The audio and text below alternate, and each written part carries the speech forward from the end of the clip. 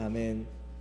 오늘은 사도행전 2장을 통하여서 41절로 47절 잃어버린 교회 생활에 대해서 말씀을 나누겠습니다. 잃어버린 교회 생활, 사도행전 2장 41절로 47절의 말씀입니다. 여러분 혹시 뭘 잊어버리면 그 잊어버린 것이 무엇이냐에 따라서 마음이 많이 신경 쓰이죠. 여행 가가지고 차 키를 잃어버린 경험이 혹시 있으세요? 너무 황당하죠. 여권을 잃어버리면 들어오기도 힘듭니다. 무엇을 잃어버리느냐에 따라서 달라지는데 교회가 뭘 잃어버렸다라고 하는 것을 한번 생각해 볼 시간입니다. 이 세상에서 가장 소중하고 또 우리에게 든든한 그런 울타리가 되어주는 것은 바로 가족이라는 것입니다. 가족은 누가 뭐라고 해도 싸워도 그 자리고 항상 사람의 힘과 능력으로 된 것이 아니고 하나님이 세워주신 가정인 것이죠. 그래서 그 가족은 어느 누구에도 침범받아서는 안 되고 또 보호받아야 되며 또 함께 지켜줘야 될 소중한 것이죠. 그런 가족이 매일 모인다고 해가지고 불평할 사람 한 사람도 없습니다. 그렇죠. 여러분의 시집간 아들, 딸들, 장가간 결혼한 사람들 집에 와서 있다고 해서 여러분이 불평하지 않습니다. 오히려 모이지 못해서 안타까운 것이죠. 함께하지 못해서 정말 마음이 아픈 것이죠. 성도들에게는 또 하나의 가족이 있습니다. 그 또 하나의 가족, 바로 믿음 안에 있는 공동체가 바로 가족이다라고 하는 것이에요. 믿음 안에 있는 이 교회가 바로 가족입니다. 여러분의 가족들 잘 계신가요? 여러분, 우리가 모두가 다 가족이에요. 그런 마음으로 옆에 사람을 보면 미워도 다시 한번 사랑해야 되고 우리 가족입니다. 그 가족의 마음이 들지 않으면 나는 교회 생활 지금 잘 못하고 있고 뭘 잃어버렸다라고 하는 것이에요. 가족을 지금 잃어버렸다라고 하는 것입니다. 어떤 목사님이 그 자녀를 찾는 부모의 간절한 마음을 어떻게 하면 잘 예화를 있을까라고 생각하면서 다른 분들에게 부탁을 했어요. 말씀을 전할 때 좀 그런 예화를 좀 찾아달라고. 이것도 찾고 저것도 찾았는데 마음이 잘 다가오지 않습니다. 그러면서 어느 날 갑자기 자기 집에 배달된 우유를 보니까 우유가게 잃어버린 아이를 찾는 사진과 나이와 어디서 잃어버렸는지 무슨 옷을 입었는지 그것이 써 있어요. 그 우유가게에 써 있는 것을 누가 보겠어요? 그렇죠? 여러분 그거 써 있는 거 보고 관심 써가지고 찾아보고 그러세요? 그렇지 않지만 왜 부모는 거기에 내요? 혹시나 해서. 그렇죠? 혹시나 해서 아무도 신경 쓰지 않습니다. 그러나 혹시나 해서 그것이 부모의 마음인 것처럼 우리의 잃어버린 가족에 대해서 우리는 아무런 그런 관심이 없다면 가족이 아닌 것이죠. 내가 할 수만 있으면 불을 켜놓고 기다리는 것이고 할 수만 있으면 아버지가 동구 밖에 매일 나가서 울면서 기다리는 것처럼 기다리는 것이고 잃어버린 가족들 한번 생각해 보면 좋겠습니다. 여러분의 교회 생활 행복합니까? 행복하냐고 물어보는 것도 좀 요즘은 좀 무례해요. 워낙 교회 생활이 힘들기 때문에 그렇습니다. 그런데 교회 생활 행복해야 돼요. 저는 단언하건대 여러분의 교회 생활, 신앙 생활이 행복하지 않으면 오늘 우리가 뭘 잃어버렸기 때문에 그래요. 돈을 잃어버리고 지갑을 잃어버리면 그 마음 같이 있는 사람들이 다 찾을 때까지 불안합니다. 그런 것이에요. 여러분의 가정에서 매일 모일 때마다 내가 뭘 얻어야 되겠다. 또 내가 부모는 자녀에게 뭘 요구하려고 하고 또 자녀는 부모에게 뭘 얻어내려고 하고 또 부부는 서로 자기 유익을 생각한다면 그 가정은 정상적인 가정이 아닙니다. 행복한 가정은 내 것을 계산하지 않습니다. 행복한 가정은 내 것을 챙기기 시작하면 행복한 가정이 아니라 비정상적인 가정. 가정은 가정인데 행복이 없는 비정상적인 가정이죠. 서로 사랑 안에서 공급하고 또 사랑하며 섬기는 것이죠. 주장하는 것이 아니고 뭘 얻어내려고 하는 것이 아니고 부담 주려는 것이 아니라 용납되는 것, 그대로 용납된 것이 가족입니다. 가정입니다. 이런 단란하고 행복한 가족이 또 가정이 있는가 하면 날마다 상처받고 마음 아픈 그런 다투는 가정도 많습니다. 오늘 뭘 잃어버렸기 때문에요. 가장 중요한 것을 잃어버렸기 때문에 가정도 교회도 행복이 없습니다. 오늘 말씀을 통하여서 그 행복을 찾기를 원합니다. 교회는 그래서 세상에서 가장 중요한 것이 바로 가족인 것처럼 이 세상 전부와 바꿀 수 없는 것, 이제 그것은 영원히 있는 것은 바로 교회입니다. 교회는 이 세상 전부보다도 고귀한 것이죠. 승천하신 주님이 이 땅에 남겨두신 주님의 몸이 바로 교회입니다. 교회는 뭐라고요? 그리스도의 몸이다. 주님은 지금 하늘 보좌에 계시고 그분이 남겨주신 몸이 바로 교회인데, 교회에서 그리스도를 올바로 보지 못하니까 불행한 것이고 행복이 없는 것입니다. 우리 교회의 지체들은 전부 다 그리스도의 지체로 같이 가족을 이루고 있는 것입니다. 그래서 교회는 영적으로 주님의 몸이고 머리가 바로 그리스도이기 때문에 성도들의 머리가 바로 그리스도입니다. 여러분의 머리는 내 머리가 아니고, 보세요. 여러분의 머리, 이 머리가 여러분의 진짜 머리가 아니고 여러분의 진짜 머리는 누구라고요? 예수님이 머리예요. 예수님이 생각하고요, 예수님이 계획하고 예수님이 무엇을 하라고 말합니다. 그러니까 여러분이 머리가 되면 절대 행복하지 않아요. 주님이 머리가 되고 주님의 생각이 내게 흘러들어올 때 그대로 따라갈 때가 정상인이에요. 내가 운전을 하려고 하는데, 요즘 우리 연세 드신 분들이 한 번씩 이야기해요. 내가 파킹을 정상적으로 반드시 한다고 하는데 비틀어지게 하더라고.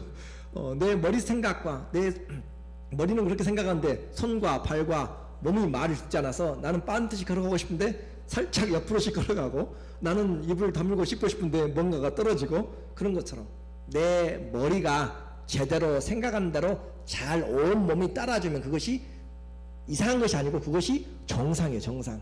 그렇죠? 그게 정상입니다. 그래서 오늘 저와 여러분을 한번 진단을 해보면 돼요. 내 삶을 통해서 주님의 뜻이, 머리의 뜻이 잘 내 손발이 행하고 있는가, 그것이 정상이라고 했습니다. 머리부터 저 발가락까지, 손가락 끝까지 잘 전달되고 있고 아는 것이 삶으로 잘 나타나고 있으면 여러분은 정상적이고 행복한 신앙생활, 교회생활을 하고 있습니다. 그것이 주님이 요구하는 것이죠. 에베소서 4장 13절을 한번 같이 읽어볼까요? 우리가 다 하나님의 아들을 믿는 것과 아는 일에 하나가 되어 온전한 사람을 이루어 그리스도의 장성한 분량이 충만한 데까지 이르리니, 하나님의 아들 예수님을 아는 것과 믿는 것이 하나가 되면 그 사람은 온전한 사람, 정상적인 사람입니다. 정상적인 사람. 그렇지 않으면 비정상적인 사람이 지금 되어서 있는 것이에요. 비정상이니까 소화도 안 되고 잘 보이지 않고 잘 들리지 않고 잘 말할 수 없고 잘 서지 못하고 그런 것이죠. 그러니까 행복이 없는 것입니다. 온전한 사람을 이루어서 그리스도의 장성한 분량이 충만 데까지 이른다. 15절 오직 사랑 안에서 참된 것을 하여, 참된 것을 하는 것입니다. 거짓 것들을 하는 것이 아니라, 우리는 주님은 선하시죠? 하나님만 선하십니다. 그렇죠? 하나님만 선하신 분, 그리스도가 선하신데 그 주님이 선하신 분이 머릿속에서 손발을 통해서 나쁜 일을 하라고 하지 않아요. 그러니까 사랑 안에서 참된 것을 하여 범사에 누구에게까지 자라라고요? 그에게까지. 우리 키가 예수님에게까지 자라는 것이 아니고 예수님의 머리면 머리 생각대로 움직이라 그 말이에요. 머리. 그러니까 손과 발이 다 머리 생각대로 그리스도에게까지, 범사에 그에게까지 자랄지라, 범사에 주님의 뜻대로 행할지라 그 말이에요. 그는 뭐예요? 머리니. 예수님은 머리니. 여러분의 머리 많이 골치 아프죠 요즘? 그렇죠? 요즘 정말 힘들고 두통이 나고 편두통이 나고 그렇죠? 이 여러분의 머리가 아니라 누가 머리가 된다고요? 주님이 머리가 되고 그분이 머리니 곧 그리스도라. 그분에게서부터 지혜를 받고 그분에게서부터 말씀의 오도를 받고 그분이 하라는 데까지 내 몸이 따라가면, 성장하면, 머리에게까지 자라가면 그것이 온전한 사람, 그 사람이 신앙생활 재미있는 사람, 즐거운 사람, 이런 사람입니다. 초대교회는 바로 그런 모습을 우리에게 지금 말해주고 있기 때문에 무엇이 오늘 우리와 같고 무엇이 오늘 우리와 다른가, 그것을 한번 같이 봐야 될 줄로 믿습니다. 행복한 신앙생활 한번 해보셔야죠. 행복한 교회생활 한번 해보셔야죠. 근데 그렇게 인상을 쓰고 있으면 어쩌자는 것입니까 지금? 그래서 하나님 앞에 행복한 신앙생활, 교회생활. 교회 모임은 그리스도의 이름으로 모인 것입니다. 그리스도 이름으로 모였어요. 그래서 하나님의 말씀이 들려졌습니다. 하나님의 말씀이 들려지고 그 말씀이 그들 가운데 들어왔어요. 그래서 그들이 고민합니다. 십자가에 못 박아 죽인 예수가 바로 너희가 죽인 것인데, 죽은 것으로 덮어졌으면 그냥 덮어 넘어갈 건데 하나님이 그를 다시 죽은 자 가운데서 살리사 주와 그리스도가 되게 하셨느니라. 문제가 됐어요. 내가 죽였는데 그분이 살아서 주님과 재판장으로 또 주님이 구원자로 오셨다라고 하는 것입니다. 그 말을 들을 때 그들의 마음은 형제들아 우리가 어찌할꼬. 사도행전 2장 37절에 Brothers, what shall we do? 우리가 무엇을 할 것인가? 어떻게 할 것인가? 라고 그들은 마음에 찔렸어요. 어떤 사람들은 마음에 찔려서 그 입을 닫아버려서 사도들 죽이기도 하고, 어떤 사람들은 마음에 찔려서 어떻게 할 것인가? 하나님의 말씀은 살아서 운동력이 있어서 우리의 마음에 찔리고 들어올 때 두 가지라고 했습니다. 어찌할꼬 라고 하는 사람하고 그냥 묻어서 덮어버리는 사람하고, 그런 사람은 양심에 화인 맞은 사람들이고, 오늘 마음에 찔린 사람들은 구원의 길이 있는 것입니다. 우리가 어찌할꼬? 기독교의 최대의 축복이 뭐예요? 회개할 수 있는 것이죠. 우리가 주님 앞에 회개하고 주님이 구원의 길을 가지고 계시단 말이죠. 진단로만 끝나는 것이 많아요. 그러나 치료가 되지 않는다면 문제가 됩니다. 그러나 우리의 죄가, 우리의 죽음이, 우리의 질병이, 문제들이 다 진단이 되는데 그 길과 해답이, 우리에게 방법이 있어요. 주님이 바로 그리스도라, 주라 라고 하는 것이죠. 그러므로 그 말씀을 그들이 들었습니다. 우리는 때로 예수님에 대해서 실수할 수 있고 예수님에 대해서 잘못 알 수 있어요. 그러나 예수님을 이제 바로 알았다면, 여러분이 예수님을 누구로 알았어요? 주와 그리스도라 라고 한 것으로 알았다면, 예수님이 그냥 좋은 선생님, 좋은 성인, 철학자 그런 사람이 아니라 예수님을 주님으로, 퀴리오스로, 더 로드로 알았다면, 예수님을 크라이스트로, 무사야로 알았다면, 우리에게 구원을 주신 분으로 알았다면 우리의 삶은 바꿔지지 않을 수가 없습니다. 그것이 오늘 우리에게 중요한 거죠. 근데 오늘날 이건 설명하기 어려워요. 왜 그런지 아세요? 왜 예수님이 주와 그리스도가 되셨다라고 하는 것을 설명하기 어려울까? 여러분이 종살이를 안 해보셨어요. 저도 마찬가지고, 여러분이 노예가 안 되어봐서 주가 어떤 의미인지를 감이 안 와요. 감이. 저 부자로 사는 우리나라 요즘 그 드라마든지 뭐든지 다 그 재벌들 이야기 하잖아요. 어렸을 때부터 재벌 2세, 3세, 그 사람들은 가난에 대해서 이해를 못해요. 무슨 말인지 이해가 되시죠? 가난한 것이 차비가 없어서 교회를 못 오고, 기름이 없어서 차를 운전하지 못하고, 보험료가 없어서 차를, 그런 것들에 쉽게 표현한다면 가난하다는 것이 무엇인지 이해를 못하는 것처럼 우리가 뭘 알아봤어요? 노예가 되어보지 않고 종살이가 없기 때문에 주님이 되었다고, 그리스도가 되었다는 말을 이해를 못하니 그것을 설명하기가 힘들어요. 그래서 그것만 제대로 알면, 예수님이 주님이라고 하면 그냥 다 엎어지는 거예요. 아, 주님이 주님이구나 라고 그렇게 엎드릴 수밖에 없는 것이에요. 그리고 주님이 내 모든 문제의 해결자고 구원자, 메시아다 라고 이야기하면 그분의 이름을 부르지 않을 수가 없고, 감옥 안에서도 찬송하려다 우리 주 예수 그리스도의 하나님 아버지 하면서 감옥에서도 찬송할 수밖에 없어요. 내 형편을 뛰어넘어서 그분이 우리에게 구세주가 되셨고, 그분이 우리에게 해결책이 되셨고, 모든 것에서 구원의 길이 되셨기 때문에 어떤 환경도, 장벽도, 죽음까지도 넘어가는 분이, 이겨내신 분이 주와 그리스도가 되셨기 때문에. 근데 우리는 그걸 경험하지 못해서 그래서 답답하고 어렵습니다. 오늘 주의 말씀을 들은 그들이 어찌할꼬 주와 그리스도가 됐기 때문에 그분을 만나지 않으면 안 되는 것이에요. 어찌할꼬 상한 자들에게 하나님의 은혜가 임하였습니다.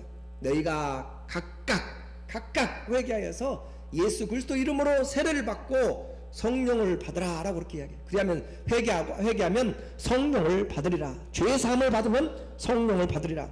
이 사람들에게만 아니라 오고 오는 세대에 먼 곳에 있는 자들에게도 동일하게 주님이 보증하신 약속이다 라고 우리가 오늘 말씀을 배웠습니다. 그러므로 그 말씀을 주와 그리스도로 오늘 마음을 찢고 회개하는 그 사람들에게 성령이 임하였습니다. 예수님을 주와 그리스도로. 종의 자녀는 종입니다. 그렇죠? 종의 자는 종이고, 종이 결혼하면 종의 남편, 종의 부인은 자기 것이 아니고 누구 것이냐면 주인의 것입니다. 종들이 결혼해가지고 낳은 자녀, 종들의 자녀가 아니라 누구 것이에요? 주인의 것이에요. 한마디로 종은 내 것은 하나도 없습니다. 그것이 종이에요. 그래서 그 종들에게 주님이 그리스도가 되셨고 구원에 주가셨다라고 이야기하면서 성령 받은 자들의 특징, 그 죄를 회개하고 그 주인을 죽였기 때문에 그 주인을 죽인 그 사람들을 죽음에 마땅한데 주님이 구세주가 되셨잖아요. 어찌할꼬 한 자들에게 주님이 그들을 세워주셨잖아요. 그래서 그들에게 임한 것은 성령이 회개하고 임한 자들에게 그들은 우리 주님, 우리의 구세주를 전하지 않으면 이상한 것입니다. 우리의 주님, 우리의 구세주를 전하지 않는 것이 이상한 것이에요. 한마디로 주님으로 전하기가 부끄럽다든지, 주님이 구세주라고 내 노비 문서를 없애주신 분이라고, 나를 아들과 딸로 나를 삼아주신 분이라고 그렇게 말하지 못하는 것은 은혜를 덜 받았든지 아직 그것을 알지 못하는 꼬마든지 그런 것이에요. 주님이 내 모든 죄를 사하시고 나를 자유케 하셨고 나에게 영원한 생명을 주신 구세주라는 것을 알면은 전하지 않고 알리지 않고 견딜 수 없는 것이 바로 그 은혜를 받은 것이죠. 여러분이 자녀가 좋은 대학에 합격하든지, 여러분의 자녀들이 좋은 직장에 합격하든지, 아니면은 장가 못 가든, 아니면 결혼하지 못했던 누가 노년에 나이 들어가지고 결혼하든지 좋은 일이 생기면 말하지 말라고 해도 근질근질 해가지고 다 말을 하게 돼요. 그렇죠? 주님이 내 모든 죄를 사하시고 구세주란 것을 내가 경험하였기 때문에 그것을 전하게 되는 것입니다. 여러분의 형편에 상관이 없어요. 성령이 임하면 주의 증인이 되게 만드는 것입니다. 하나님이 구원의 문을 넓게 여셔서 오늘 예수님을 믿는 자들에게 주님이 우리 삶에 성령이 들어오시면 우리 삶은 종에게 자유와 해방이 길이 열리게 되는 것입니다. 성령이 임하면 우리의 삶이 두 마리 토끼를 잡게 돼요. 밖으로 변하게 되고 안으로 변하게 되는 것이죠. 성령이 충만하면 밖으로 전도를 하게 됩니다. 왜요? 내게 되셨던 주님, 당신도 만나고 빛을 보세요. 그리고 내 안에 오셔서 주님이, 주인이, 머리가 이제 내가 아니라고 그랬잖아요. 여러분 머리가 누구라고요? 예수님. 머리 아플 때마다 한 번씩 생각하시고 잘 일이 풀리지 않을 때마다 내 머리는 누구라고요? 그리스도라고 그렇게 한 번씩 생각해 보세요. 그리고 주님의 뜻이 내 머릿속에서부터 내 마음으로 손바닥으로 다 흘러가고 있는가, 주님의 생각이 제대로 생각이 잘 연결되어 있으면, 목으로 다 연결되어 있고 막히지 않았으면, 동맥경화, 심장 그런 경화 등이 잘 안 되어 있으면은 그대로 잘 흘러가는 것이고, 막혔으면 질병이 된 것이죠. 그런 것처럼 주님으로 우리는 삶이 변화되는 것입니다. 그러니까 예수님을 주라, 그리스도라 부르면서도 삶이 변하지 않는 것은 아직 예수님이 머리가 덜 되었어요. 덜. 그렇죠? 아직 흘러내려오진 않아요. 그리고 그것에 멀리 가지를 못했습니다. 여러분의 머리가 분명히 예수님 맞습니까? 그렇다면 여러분은 우리의 삶이 그리스도를 전하지 않은 것은 안 되는 것이고, 내 삶이 변하지 않는 것은 안 되는 것이죠. 가짜입니다. 어떻게 보면 연약한 우리의 신앙에 머물고 있는 것이죠. 예수님을 알게 되면 죄의 길에서 돌이키게 됩니다. 거짓말하던 입술이 바꿔서 선한 말, 덕이 되는 말, 은혜로운 말을 하게 되고, 도둑질하던 훔치던 손이 바뀌어서 섬기는 손으로, 봉사하는 손으로, 일을 해서 다른 사람을 도와주는 손으로 바뀌게 되고, 또 우리의 실속 차리던, 나만 실속 차리던 마음이 바꿔서 다른 사람을 생각하고 배려하게 되는 마음이 바뀌게 되고, 머리가 누구니까요? 주님이니까. 신앙생활의 첫 단계는 바로 내가 아니라 주님이 머리다라고 하는 것을 기억하는 것이 여러분의 신앙에 아주 중요한, 비상할 수 있는 그런 중요한 순간이 됩니다. 오늘 우리에게 하나님이 예수님을 주와 그리스도로 높였다고 베드로와 사도들 설교하니까 3,000명이 회개하고 돌아왔습니다. 그들을 어떻게 할까요? 3,000명이 회개하고 돌아왔어요. 그들이 모여들었을 때 그들은 그대로 있지 않고 주와 그리스도로 고백한 자들은 이제 삶이 변화된다고 그랬죠. 삶이 바꿔졌어요. 교회 생활을 시작했습니다. 신앙생활을 시작했어요. 어떻게 시작했는가? 42절에 보니까 저희가 사도의 가르침을 받아 서로 교제하며 떡을 떼며 또 떡을 떼며 기도하기를 전혀 힘쓰니라 라고 했습니다. 3,000명이 회개하고 돌아왔어요. 성령을 받았어요. 성령 받으면 얼마나 좋습니까? 성령 받으면 얼마나 기뻐요. 그런데 성령 받고 그것으로 끝나지 않았어요. 성령 받고 끝나지 않고 42절 이어오면서 말하기를 저희가 사도의 가르침을 받고 사도의 가르침을 받아 서로 교제하고 떡을 떼며 기도에 전혀 힘쓴다 라고 했습니다.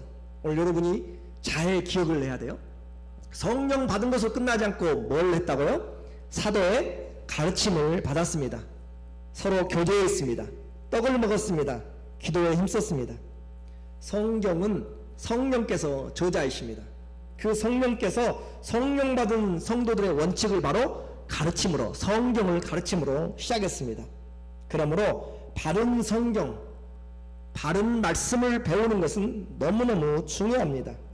신앙생활은 성령에 받았다고 해서, 충만을 받았다고 해서 그렇게 감정으로 능력으로 이끌어가는 것이 아니에요. 성령의 충만은 말씀의 충만이라고 했습니다. 그래서 말씀이 뿌리가 내리지 아니하면 언제든지 넘어져서 다른 곳으로 방향이, 불길이 쌓이게 됩니다. 불 좋아요.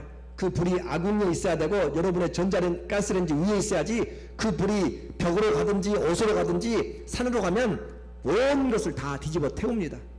그러므로 성령이 올바로 역사하는 것은 말씀에 뿌리를 내릴 때 성령이 올바로 역사하지, 오히려 하나님 앞에서 합당치 못한 그런 삶을 살 수가 있습니다. 감정과 흥분과 느낌은 우리의 신앙에 뿌리를 내려주지 못합니다. 신앙의 깊은 뿌리는 뭘 받아요? 하나님의 말씀을 배워야 되는 것입니다. 말씀에 닻을 내리고 뿌리를 내야 되죠. 무엇을 배우는가? 사도들의 가르침입니다. 사도들의 가르침, 정통을 배우는 것이에요. 예수님이 가르쳤던 그대로를 배우는 것입니다. 요즘은 오중이 떠중이에게 잘못 배우면 영혼을 잃어버릴 수가 있습니다. 기억하세요. 갈수록 더 미혹시키는 거짓 선지자들이 허다하게 많아집니다. 지금이 예를 들어서 한 50%가 가짜다라고 이야기하면 나중에 가면 갈수록 70%, 80%, 90%로 점점 뭐가 많아져요? 잘못 가르치는 미혹된 자들이 더 많아진다는 사실 여러분이 기억하셔야 돼요. 나중에 신앙생활 잘하겠지, 더 힘들겠어요? 쉽겠어요? 무슨 말인지 아직도 이해가 잘 안 가신가 봐요. 나중에 가면 갈수록 어려워지고 힘들어집니다. 왜냐하면 성경 자체가 그렇게 우리에게 이야기하고 있어요. 그래서 여러분에게 기회가 있을 때 하나님의 말씀을 바로 왜 성령 받은 그들이 사도의 말씀을 배웠어요. 사도의 가르침을 받아서 교제하고 그 하나님의 말씀을 받아서 떡을 떼고 사도의 말씀을 가르침 받아서 기도를 했습니다. 우리의 신앙의 뿌리는 뭐라고요? 하나님의 말씀입니다. 그러므로 잘못된 교회 또 교사들에게 현혹되거나 속지 마십시오. 잘 배워야 됩니다. 은혜를 받았다고, 은사가 있다고 집에서 예배한다든지 또 기도원에서 여러분이 받고 또 그곳으로 모인다든지 잘못되면 책임이 다 누구한테 있는가? 여러분에게 있어요. 미안하지만 여러분 각자가 여러분의 영혼을 계산합니다. 그건 어떻게, 왜요? 여러분이 듣지 않았기 때문에. 그렇죠? 아직도 모르겠어요? 여러분 스스로가 남에게 핑계할 수 없어요. 좋은 교회, 좋은 목회자, 좋은 교사, 좋은 목자, 여러분에게 축복이라는 것을 같이 기억하면서 우리는 주의 말씀을 잘 배워야 될 필요가 있습니다. 구약의 예언과 예수님의 사역과 성령의 사건들을 우리는 배워야 돼요. 그래서 오래 다닌 만큼 잘 배워야 됩니다. 여러분이 오래 다녔다고 연수로 이야기하지 말고 하나님의 말씀의 뿌리가 얼마나 깊은지, 그리고 그 깊은 나무는 열매로 증거를 해야 돼요. 열매로. 나무는 많고 잎은 무성한데 열매가 없으면 다 헛것입니다. 그러므로 신앙생활 오래 했다고 이야기하지 말고 열매를, 내가 말씀을 잘 배우고 있는가, 또 내가 배우고 있는 말씀에 내가 확실히 믿음에 거하고 있는가, 그것을 분명히, 나는 내가 들은 믿음 확신합니까? 그것을 알고 있어요. 내가 들었는데 목사님 말씀 들을 땐 그 말이 맞고 당신 말씀 들으니까 당신 말이 맞는 것 같네요. 그렇게 해버리면 끝장입니다. 여러분에게 말씀이 뿌리가 내려서 제가 전한 말도 여러분이 말씀에서 판단하셔야 돼요. 그러므로 여러분의 영혼은 여러분이 책임집니다. 잘 배우지 않으면 어떻게 돼요? 속습니다. 미혹이 옵니다. 누구 잘못도 아니고 바로 여러분의 잘못이에요. 저는 그것을 미리서 여러분에게 경고하는 것이고 또 지혜로 여러분을 보호하는 것입니다. 그래서 하나님의 말씀, 사도들의 가르침을 잘 받는 것, 그런데 요즘은 잘 배우려고 하지 않아요. 다들 배우는 것이 아니라 자기 스스로 신앙생활하는 사람들, 일은 열심히 하고 자기의 삶은 열심히 사는데 배우면서 조용해버리는 사람들이 많습니다. 그러나 우리 주님은 내가 일평생 가면서 예수님을 배우기를 원하는 것이, 내 일평생 기도의 소원은 예수도 알기 원하는 것이고, 베드로후서를 마지막 맞춰가면서 예수님을 알기를 원한다고 그렇게 이야기를 하고 있어요. 오늘 우리는 주의 말씀을 배우는데 여러분이 무엇 때문에, 환경 때문에, 이것 때문에, 그래요, 여러분이 하나님의 성령이 얼마나 머리가 되는 주님이 인도하는지 여러분에게 달려 있습니다. 그리고 또 사도의 가르침을 받아서 그들이 뭘 하는가? 서로 교제했다라고 그렇게 이야기합니다. 성도의 교제입니다. 이 성도의 교제, 교회의 교제는 세상의 교제와 다릅니다. 세상의 술자리와 다르고 계모임과 달라요. 계모임과 술자리는 잘 가는데 하나님의 이 교제의 자리는 나오잖아요. 교회의 교제는 취미 클럽도 아닙니다. 성령 안에서의 교제입니다. 예수님과 제자들이 교제한 것처럼, 제자들과 제자들이 서로 교제한 것처럼 오늘 우리 성도의 교제는 서로를 돌아보는 신령한 교제가 돼야 됩니다. 그 신령한 교제는 가족 자랑이 아니고 돈 자랑이 아니고 다른 자랑이 아니에요. 신령한 교제는 서로 세워주고 그리스도의 몸을 세우는 교제가 됩니다. 모여서 날마다 옛날 이야기만 하고 세상 이야기만 하고 그렇게 하면 우리는 서로가 모일 때마다 힘들어지고 시험에 들게 됩니다. 그래서 이 그리스도 안에서의 교제가 잘 되면 우리는 더 깊은 하나님의 사랑과 은혜가 나타나게 됩니다. 반대로 교제가 없으면 외로워집니다. 여러분 교회 생활하면서 행복하냐고 물어보기 요즘은 아주 무례한 질문이라고 그랬죠. 여러분에게 교회 생활하면서 외롭지 않냐 물어보면 다 외롭죠. 사랑이 없다고 다 이야기하죠. 왜 그래요? 교제가 없기 때문에 그렇습니다. 교제가 없어요. 영적인 교제가 없어요. 그래서 다른 성도들과 함께 하지 못하면 배회하면 언제든지 떠날 준비가 됐습니다. 보따리 싸가지고 다녀요. 그래서 하나만 걸리면 그냥 바로 옮겨갈 수 있는 준비를 하고 있는 것이 바로 교제가, 신령한 성도의 교제가 없기 때문에 그렇습니다. 그러므로 장로님들, 우리 권사님들, 또 재직들은 이 직무를 잘 감당해야 돼요. 나 혼자 신앙생활 하니까 아니에요. 우리에게 직분을 주신 것은 봉사일을 하게 하며 그리스도의 몸을 세우게 하고 사람들을 온전케 하기 위한 것입니다. 그러므로 이 사람들을 만나서, 좋은 권사님, 좋은 장로님, 좋은 집사님들을 만나서 신앙의 교제가 깊어지면 흔들리지 않습니다. 삼겹줄은 쉽게 끊어지지 않습니다. 교제는, 그리스도 안의 교제는 선택이 아니라 우리에게 필수입니다. 코이노니아, 교제는 여러분이 내가 해도 되고 시간 나면 가고, 아니요. 이것을 하지 않으면 여러분은 언제든지 떨어져 나갈 수 있다는 것을 저는 분명히 말씀을 통하여서 여러분에게 가르쳐 줍니다. 확실할 수가 있습니다. 그러므로 여러분, 우리 모두는 이 혼자 왔다 갔다 하고 사업에 너무 바쁘지 마십시오. 목장 모임에 시간을 내고 예배와 봉사에 함께 섬김으로 힘을 주고 또 위로자가 되고 돕는 자가 되십시오. 그런 교제가 깊어질 때 내 영혼의 중보기도는 자동으로 이루어집니다. 이 교제, 자기 편 만든 것이 아니라 그리스도의 몸을 세우는 교제, 그 교제로 우리는 초대해야 되고 함께 세워 나가야 될 줄로 믿습니다. 그 교제를 잃어버린 우리의 모임들, 이 신령한 교제가 없이 생활하고 있는 교회 생활 쉽지 않습니다. 그리고 교제할 뿐만 아니라 그들은 떡을 떼며 그렇게 이야기합니다. 떡을 떼며 함께 빵을 나눈다는 것이죠. 하나님의 사도들의 가르침을 받고 또 신령한 교제를 하니까 아이고 재미없어가지고 못 다니겠죠. 그러나 떡을 떼미 있습니다. 떡을 떼미 있어요. 이 떡을 떼는 것은 우리가 함께 교제의 다른 측면입니다. 함께 이런 영적인 것만, 지루한 것만이 아니라 오히려 친구가 되는 것이죠. 식사를 함께 하는 것은 친구됨입니다. 서로 마음이 통하는 것입니다. 잘 먹기 위해서 또 남에게 잘 보이기 위해서 하는 것이 아니라 사랑하기 때문에 내가 있으니까 더 섬기고 싶고, 그렇죠? 없으면 없어도 내가 없는 부분에서 마음으로 섬기고 싶고, 그래서 이 부분을 잘못 이해하면 시험에 들 수 있습니다. 이 교제는 떡을 떼는 것은 집집마다 돌아가면서 했습니다. 다음 주에 보겠지만 46절에 보면 날마다 같이하여 마음을 같이하여 성전에 모이기 힘쓰고 집에서 집집마다 그랬습니다. 그러므로 이 교제는 떡을 떼는 것은 그냥 되는 것이 아니라 사랑의 마음을 담아서 떡을 떼도록 그렇게 애찬이죠.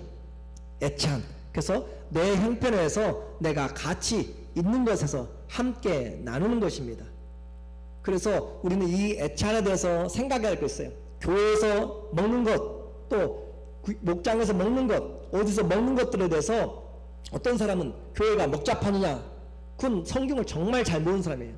성경은 분명히 하나님께서 오늘 사도들의 가르침을 받으며 또 교제하며 또 떡을 떼며 기도하는 것은 한 번, 두 번 한 것이 아니라 끈질기게 지속적으로 끝까지 하라고 하는 단어입니다. 그렇기 때문에 그냥 한두 번 하는 것이 아니라 지속적으로 끝까지 해나가는 것이야. 지속적으로 떡을 떼야 되고 지속적으로 가르침 받아야 되고 끊임없이 교제해야 되고 끊임없이 기도하는 것의 단어가 바로 그 앞에 있는 헬라어의 단어입니다. 전혀 힘쓰니라, 그 말이 우리 성경은 마지막에 나왔는데 제일 앞에 너희는 마음을 다해 끊임없이 사도의 가르침 받고 끊임없이 교제하고 끊임없이 떡을 떼며 끊임없이 기도하고. 무슨 말인지 이해가 되세요? 교회가 그것을 하다가 중단해버리고 하다가 말아버리고 그렇게 하니까 그것이 우리에게 올바로 되어지지 않는 것이죠. 핵심은 바로 여기에 끊임없이라고 하는 단어는 또한 단어가 있는데 헌신하여, 그 말입니다. 사도들의 말씀을 듣기 위해서 뭐래요? 자기를 디보트 해야 돼요. 자기를 내어놓아야 돼요. 그렇지 않으면 두려우지 않습니다. 교제에 자기를 내어놓아야 돼요. 나는 내놓지 않고 사랑이 없다고 하면 안 되고, 나는 하지 않고 다른 사람에게 요구만 하면 안 되고, 자기를 끊임없이 나타내는 이 단어에는 헌신하여라고 하는 단어가 같이 포함되어 있는 단어입니다. 그렇기 때문에 오늘 우리 모두에게 프로스 카텔레오라고 하는 그런 단어입니다. 전혀 힘쓰니라, 변함없이 한 장소에서 내내 계속 끊임없이 끈질기게 고집하여서, 그 말의 단어입니다. 그렇기 때문에 우리는 한두 번 듣고 배우는 것이 아니라 끊임없이 배우는 것이고 끊임없이 교제하는 것이고 끊임없이 떡을 떼는 것이고 끊임없이 기도하는 것이 뭐예요? 교회 생활입니다. 이것을 우리에게 말씀을 해주고 있는 것이죠. 그 교제의 원칙, 떡을 떼매의 원칙이 있습니다. 고린도전서 11장 33절에 보면 그런즉 형제들아 먹으러 모일 때 서로 기다리라. 만일 누구든지 시장하거든 집에서 먹을지니 이는 너희의 모임이 판단받는 모임이 되지 않게 하느니라. 이 먹자판이 아니란 말이에요. 우리가 모임을 떡을 떼는 이유는 나 배부르게 하기 위해서 또 아니면 남에게 보이고 자랑하기 위해서 그런 것들이 아니라 서로의 친구됨을 확인하는 그런 자리입니다. 내가 너를 함께 떡을 먹은 사람이다 라고 하는 그 말할 수 없는 대접하는 것, 손 대접하기 힘쓰므로 부지 중에 천사를 대접하는 것처럼 그 손대접하기 힘쓰라고 이야기하는 것처럼 오늘 우리는 서로가 대접하는 것이고 서로에게 마음을 여는 것입니다.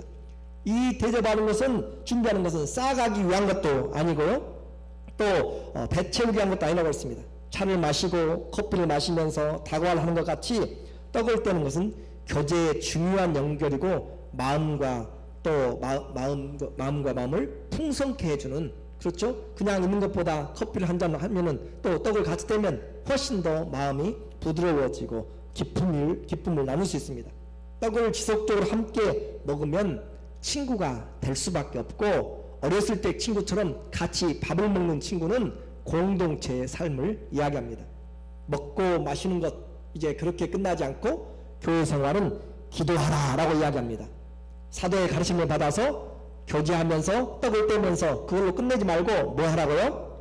기도하라. 목장에서 함께 기도하는 것, 모여서 기도하는 것, 기도하기 위해서 말씀이 있고 교제가 있고 떡을 떼는 것이 필요합니다. 기도함으로 교회가 가야 될 길을 올바로 하고 있는지, 기도함으로 내 머리가 그리스도가 된 것을 내가 다시 한번 하고, 내가 기도함으로 우리의 필요가 무엇인지를 기도하는 것, 이것이 교회에 우리에게 말해주고 있는 것이죠. 우리는 잃어버린 교회 생활이 있습니다. 교회 생활의 4가지를 우리에게 이야기를 했습니다. 잃어버린 교회 생활, 사도의 가르침 있어요. 성경에 그대로 여러분을 가르치려고 합니다. 여러분이 지속적으로 배우는데 헌신하고 있습니까? 그렇지 않으면 여러분은 그것을 잊어버리고 있습니다. 일주일에 한 번 오기도 힘들어요. 와서 딴 생각하다가 그냥 지나가 버려요. 그것은 잃어버린 교회 생활의 하나입니다. 또 서로 교제예요. 그 교제에 마음을 열어놓고 서로 가족이 오지 않았어요. 또 가족이 왔어요. 마음이 아팠어요. 상처를 입었어요. 교제를 통해서 북돋아주고 위로해주고 격려해주는 그런 교제가 돼야 되는데, 얼굴도 안 보고 인사도 안 받고 서로 말도 안 섞고 너는 나 나는 너 그렇게 해버리면 그것은 올바른 교제가 되지 않습니다. 잃어버린 뭐예요? 교회 생활이에요. 또 떡을 나눔이 없어요. 그냥 냉랭해요. 그런 교제는 하나님께서 원하는 교제가 되지 않습니다. 잃어버린 것이에요. 기도에 힘쓰지 않습니다. 그냥 형식적으로 끝내버리는 그런 우리의 모임들이 된다면 역시 잃어버린 교회 생활. 형태는 다 있어요. 그렇죠? 우리 지금 다 형태는 가지고 있어요. 그런데 끊임없이, 그 말은 어떤 의미가 있다고요? 헌신하라. 나이를 헌신해야 되는데 아무리 말씀을 들어도 헌신하지 않습니다. 왜요? 머리가 누구니까요? 내 자신이 머리니까. 아직 주님으로 알지 못하니까 내 생각대로 사는 것입니다. 결론적으로 다시 말씀드립니다. 성령은 교회를 통해서 성도들의 삶을 바꿉니다. 성령은 교회를 통해서 오늘 성령 받고 교회가 되었습니다. 그 성도들의 삶을 오늘 바꾸고 있습니다. 교회, 하나님께서 주시는 교회, 그 교회는 이와 같이 힘있고 감사가 있고 기쁨이 있고 소망이 있는 것으로 그렇게 서로 애찬을 나누고 순서가 있잖아요. 끊임없이 성령 안에서 말씀을 가르침받고 영혼이 잘 되는 거죠. 하나님 말씀을 가르침받고 또 교제하니까 마음에 기쁨이 있어요? 슬픔이 있어요? 기쁨이 있는 거죠. 하나님의 말씀 받고 서로 교제하니까 사귐이 있으니까 혼의 기쁨이 있어요. 여러분의 마음의 기쁨이 있어요. 또 떡을 먹으니까 육체의 즐거움이 있어요. 그렇죠? 육체가 회복이 돼요. 그리고 기도하니까 이 모든 것들을 통해서 하나님의 뜻대로 인도해가는 방향을 잡고 능력을 입게 되고 살아갈 수 있는 그런 큰 힘을 얻게 됩니다. 이것이 바로 성령을 통해서, 교회를 통해서 성도들이 바뀐 삶이 교회의 생활입니다. 신앙생활, 이제까지 보지 못했던 새로운 공동체의 삶을 누가 보였어요? 오순절 성령이 오셔서 봐라, 성령 받은 사람, 예수님을 주와 그리스도로 믿는 공동체는 이와 같은 새로운 공동체다, 새로운 창조물이다 라고 그렇게 이야기를 하고 있습니다.